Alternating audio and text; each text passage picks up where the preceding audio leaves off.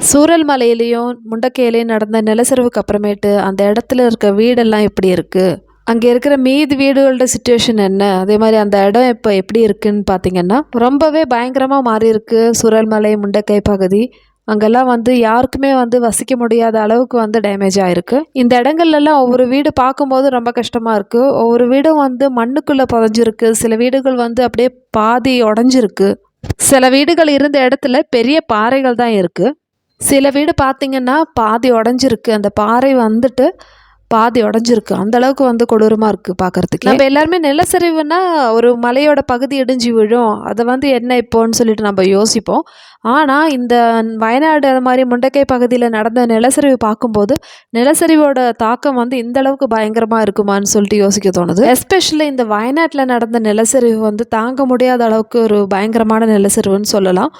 மலையிலிருந்து ஒரு சைடு வந்து அப்படியே பிச்சுட்டு வந்திருக்கு. அந்த அளவுக்கு வந்து ரொம்ப பயங்கரமா தான் இந்த நிலச்சரிவு வந்து எல்லா வீடுகளையும் வந்து தாக்கியிருக்கு. இந்த மலைக்குள்ள இருந்து பெரிய பாறைகள்லாம் உருண்டு வந்திருக்கு. அந்த பாறைகள் வந்து ஒவ்வொரு வீடோட பாதி இருக்கும். அந்த அளவுக்கு வந்து பெருசா இருக்கு.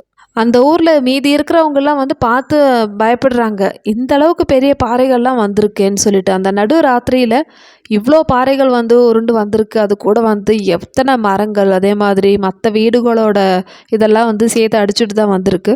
ஸோ இப்போதைக்கு இந்த இடத்தோட பொசிஷன் என்னன்னு பார்த்தீங்கன்னா, இந்த இடத்துல வந்து யாருக்குமே வந்து வசிக்க முடியாத அளவுக்கு வந்து டேமேஜ் ஆயிருக்கு.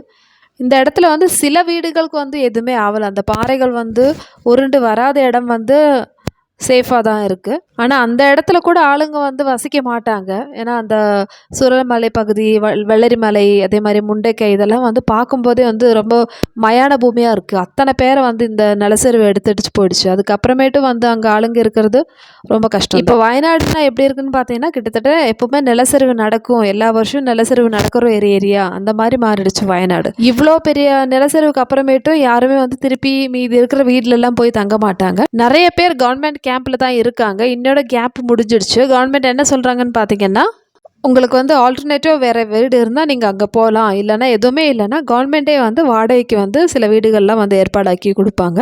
அதோட வாடகையும் வந்து கவர்மெண்ட் தான் பே பண்ணுவாங்க. புதுசாக வந்து சூரல்மலை, முண்டக்கை பகுதியிலலாம் வந்து வீடு கட்டி முடிகிற வரைக்கும் நீங்களாம் வந்து அங்கேயே தங்கலான்னு சொல்லிட்டு கவர்மெண்ட் சொல்லியிருக்காங்க. இவ்வளோ நாள் சொந்த வீட்டில் இருந்தவங்களுக்கு ஒரு நைட்லேயே வந்து எல்லாமே மாறி போயிடுச்சு.